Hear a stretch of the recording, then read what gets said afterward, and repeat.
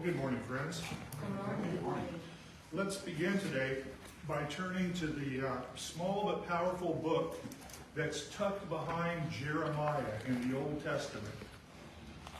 If you happen to have an Old Testament, if you have the written version, the paper version, and you're not really familiar where things are at, open up the middle of your Old Testament and keep going, and you'll see Jeremiah, and Jeremiah seemingly goes on forever. But when you get to the end of Jeremiah, you're going to find tucked behind that a small little 5-chapter poem that's entitled Lamentations.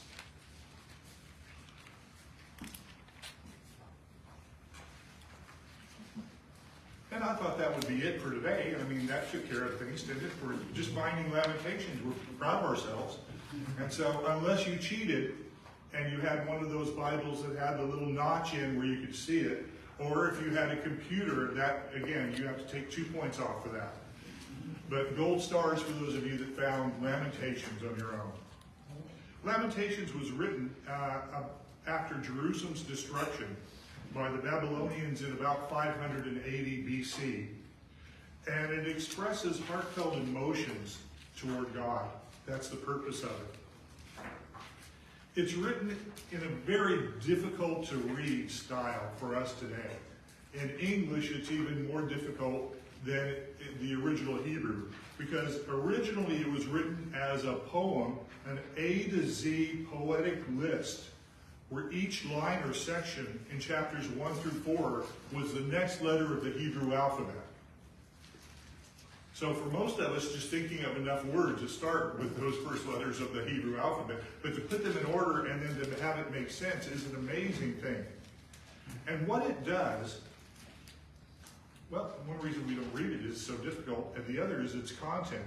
What it does is it guides us through every shade of grief, from deep pain to quiet hope.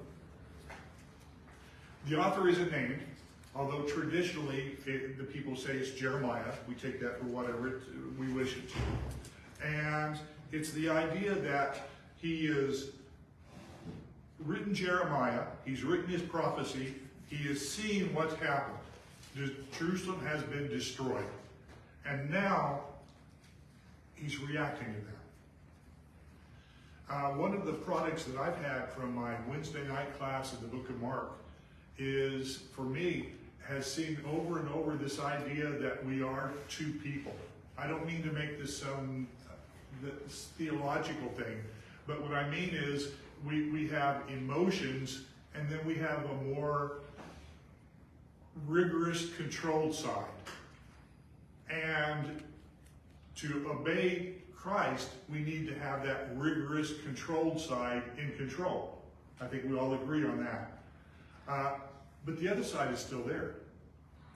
And Paul talks about that in Romans. I think that's what he's saying when he talks about this. I fight against myself constantly, my emotions and my faith. He puts it as something else, but I'm putting it as my emotions and my faith are battling constantly. And I'm afraid when we study something, I have to be careful how I say this and take it in context, that do we come down too hard on the faith and not give into the emotion enough? Lamentations gives into the emotions. Not totally, but it allows someone to speak to God in a way that many of us may go, I would never even think about saying that. Crying out in the pain, not just crying out and cursing, as Peter will do, as we'll see as the crucifixion comes, but instead crying out in pain and anguish to God and telling God, I'm in pain. Where are you? That's Lamentations. It's an important book, I think, for us today. It begins in Lamentations, the first chapter in verse 1. How lonely sits the city. It was full of people. How like a widow has she become.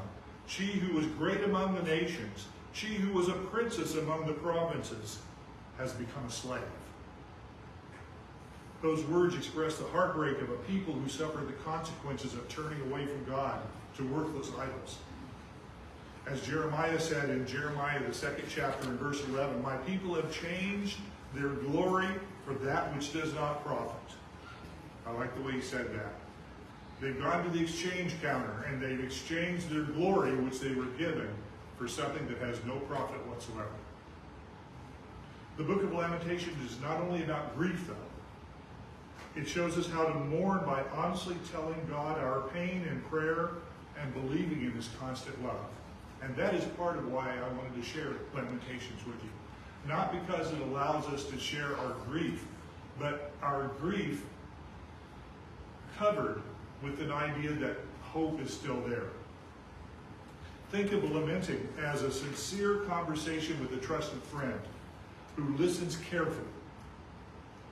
See, during our times of sorrow, whether because we've lost someone or are sick or there's a community problem, lament helps us feel closer to God and keeps our faith strong. This morning in our class, it was mentioned about the things that we needed naturally to survive. I don't know if this fits into that bowl or not, but one I would put in is that we need some kind of person or someone to be able to share our emotions with. Do you know people that won't share emotions whatsoever? Think of the problems they have. Think of their inability. Think they're never entirely happy because everything is closed in. God doesn't want us to do that.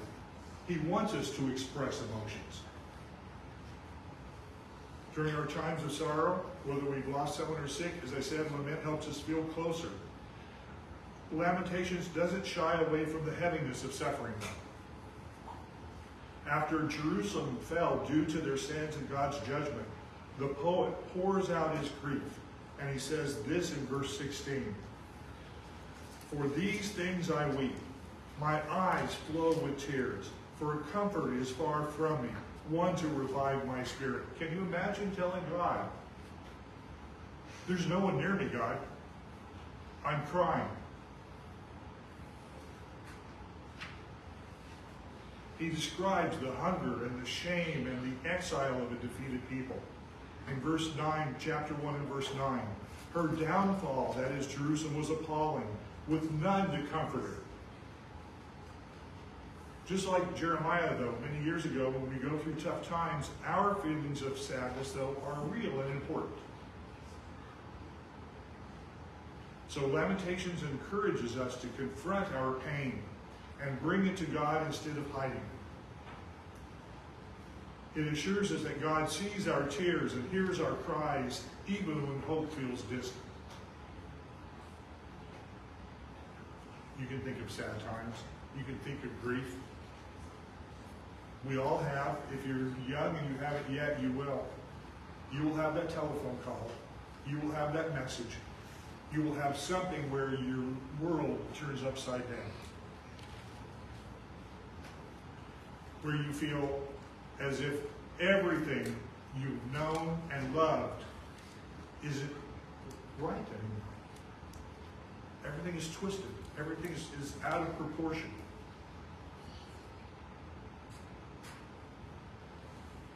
There's nothing to be ashamed of. You see, what makes Lamentations so powerful is its bold honesty. In chapter 3, the poet is going to reveal his suffering here. He says in verses 1 and 2, chapter 3,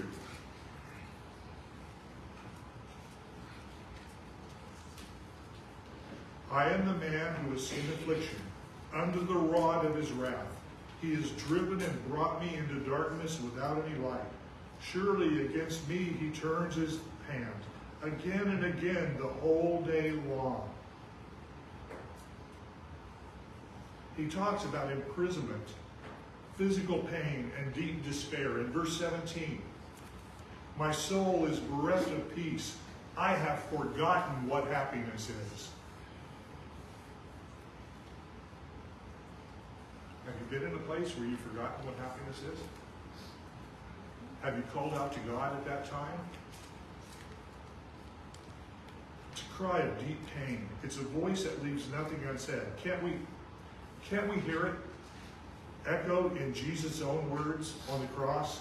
in Matthew 27 and in Mark, when he is on the cross and he says, my God, why have you forsaken me? It's a lament. And if you noticed, it comes from Psalms 22, as was read earlier. But did you notice verses 23 and verse 24 of Psalm 22? Where that same writer who says, my God, who has forsaken me, then says, he has never not heard me. He has always heard me. Let's put it in positive, not negative. He has always been there, even though I may not recognize him. And I would give you, that's exactly what's happening with Jesus on the cross. It's a lament coming directly from the Old Testament. And yet even in pain, the poet in Lamentations trusts God. And he trusts that God listens. He said, I called on your name, O Lord, from the depths of the pit. You heard my plea. You came near when I called on you. You said, do not fear, in verses 55 and 57. Does it sound like old-fashioned thing, living in a pit? That they threw him in a pit? Does it sound Old Testament-y?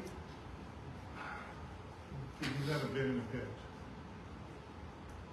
You haven't been in a situation where everything is dark around you, where you feel alone, where you feel that no one really cares, that they may say they do, the trust is never really there. That's what he's calling out. But he says there is one that does here. Lament isn't merely complaining. That's an important point to make. It's not just getting up and belly aching. It's not listing all the things that God has done wrong. It's a prayer that helps build our faith. It means talking to God about our fears. And that's what a prayer is. It's talking to God. Talking to God. Not just saying words at him, but talking to God. Because it allows us to bring out all of our fears, our hurts, and questions because we trust he's listening. And that's a question I've been asking a lot over the last several years. Been asking a lot of people and been asking myself, do I trust God? Well, I have faith. Now, not if I don't trust God. Do I trust my brother?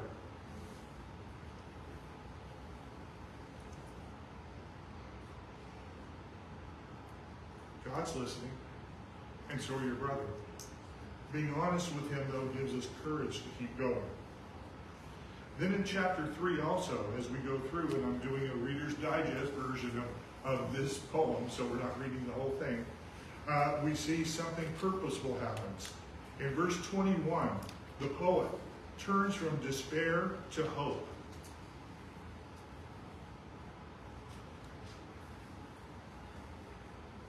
That's such an easy thing to say. He turns from despair to hope. This is what he says. But this I call to mind, and therefore I have hope. If you would take a look at that, the first part of that, this I call to mind. In the midst of feeling down, in the midst of the pain, in the midst of the anguish, in the middle of living in a dark pit, surrounded by everything bad. This, he uses the other part, not the emotion part, but the mind part, the faith part. What comes to mind? The faithfulness of God. And he deliberately creates that. Are you in the midst of pain now? Are you in the midst of things that are something that's really horrible? If so, bring to mind, please, bring to mind this idea that I have hope. He intentionally recalls God's unchanging love. Here's our song for us, isn't it? In verses 22 and verse 23, the steadfast love of the Lord never ceases. His mercies never come to an end. They're new every morning. Great is your faithfulness. He continues in verse 24. God is his portion. We'll talk about that in just a moment. His trustworthy source of strength and security, more lasting than any earthly possession. The poet encourages patience. The Lord is good to those who wait for him, to the soul who seeks him, in verse 25. Even during judgment, God's mercy is evidence. For the Lord, in verses 31 and 32, for the Lord will not cast off forever, but though he cause grief, he will have compassion according to the abundance of his steadfast love. Steadfast. I like old words. And that's an old term. Fast means steady. Fast means, it doesn't mean go quickly. The old-fashioned fast means something steady, unmovable. Steadfast. Permanent. The call to repent follows in verse 40. Let us test and examine our ways and return to the Lord. You see, the shift from grief to hope shows us that trusting God's faithful character can anchor us, even in our darkest moments. It's one thing reading these Lamentations, which are difficult to understand at times, and perhaps a bit the same thing over and over again. But it's another thing to say, well, how do I do that in my daily life? I think the book provides a straightforward three-step answer there. One, in verse 17, chapter 3 and verse 17. Voice your pain. Like the poet, be honest. My soul is bereft of peace. I'm not at peace. Write or pray aloud about your struggles. Whether personal losses or shared hardships, name them before God. Request God's help. In verse 55, ask for his presence. I called on your name, O Lord, from the depths of the pit. Be specific, trusting he hears you. So voice your pain. Request God's help and be specific of what you want him to do. Affirm hope, finally. Declare God's faithfulness. The Lord is my portion. Therefore I will hope in him. Reflect on times that God has carried you through. That term portion. In the Old Testament, a portion was an amount set aside for a person to be able to live. It may be food, it may be property. But if a person received his portion, it meant it was sustainable for him. It was an ability to survive. Do you remember the Old Testament stories about where someone didn't get his portion because someone else stole the portion? And as you read those Old Testament stories and you hear portion over and over again, you may think it's something else, but it's something sustainable, something real. And that's what we look at here, is that God is saying that he is my portion. I don't need anything else. He is what I need to be sustainable.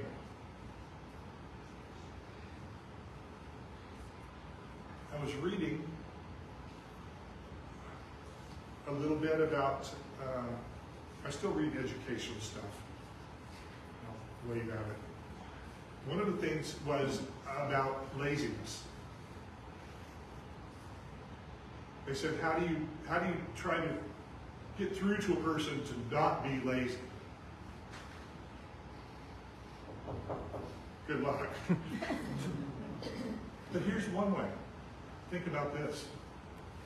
And it is common sense and it's a biblical way. You tell them, what is the goal that you want? You don't think of the obstacles that are in between. Because that's what a lazy person does. Take it from me. Okay? In school, I was professionally lazy. It takes good to be a professional lazy person and make it through school. You'd be surprised how many people actually do. But let's go on from there.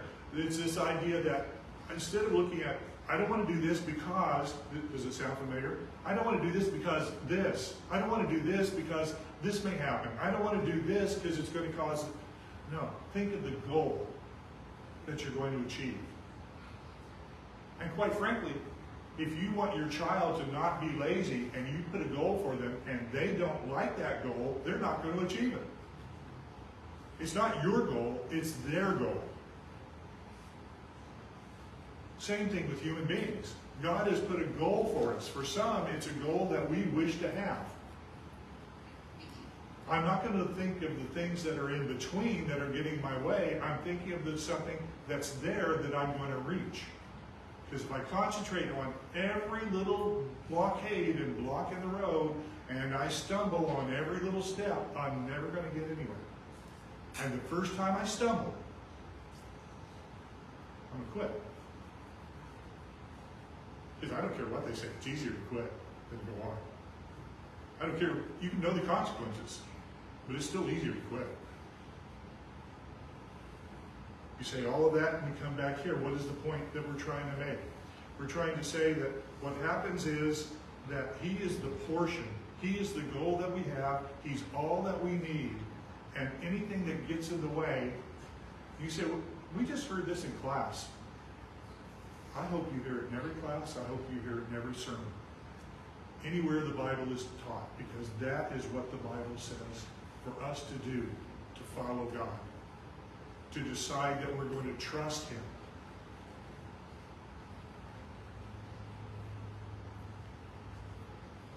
Whether alone or with others, laments bring us closer to God, weaving our pain into a deeper trust in Him. Lamentations offers us three precious promises. First, that God's love is never going to fail us. In chapter 3, verse 22, the steadfast love of the Lord never ceases, His mercies never come to an end. Believe it. Second, His compassion, think about this, His compassion is renewed every day. In chapter 3 and verse 23, they are new every morning, great is your faithfulness. Something bad happened 2 days ago. Just imagine this. This morning when you woke up, God's compassion for you was renewed. And it will be renewed tomorrow morning. And it will be renewed the next day. And it will be renewed every single day of your life. He loves you. And He's our true portion, so much so, in chapter 3 and verse 24, the Lord is my portion, therefore I will hope in Him.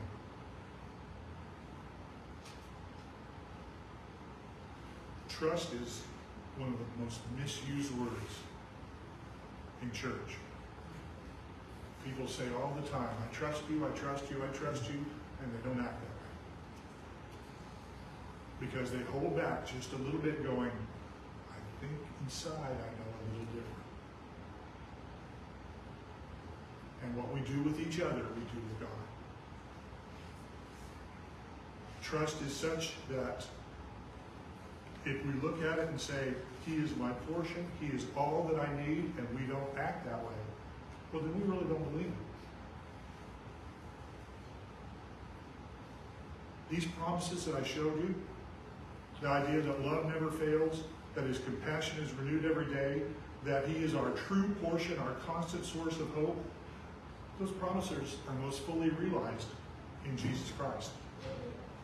His death and resurrection changed our fleeting hope into an everlasting one. Peter writes this in 1 Peter 1 and verse 3, according to His great mercy, He has caused us to be born again to a living hope through the resurrection of Jesus Christ from the dead. In Romans, the 5th chapter, Paul reminds us that suffering builds hope. He says suffering, does this sound what we're talking about here? Suffering produces endurance, and endurance produces character, and character produces hope. And the book of Hebrews assures us, the writer of Hebrews, there we go, I can get that in, assures us that Jesus, our high priest, understands our pain. He says this in chapter 4 and verse 16, let us then with confidence draw near to the throne of grace, that we may receive mercy and find grace to help in time of need. The ability to lament, to cry out to God, to pour out our emotions to Him is a gift. It's a way to express our grief to God. It's to ask for His help and to hold firmly to His promises. God's grace is enough. Whether you're approaching Him for the first time or returning after a fall. If you would put away your Bibles down and take out your songbooks and open them up to to song number 103. His love is always available to everyone. The old, have you heard this illustration? The sinking ship. The man is in the water. The boat pulls up next to him. And a person reaches a hand over and says, grab my hand. No, I don't believe that's too much work for me.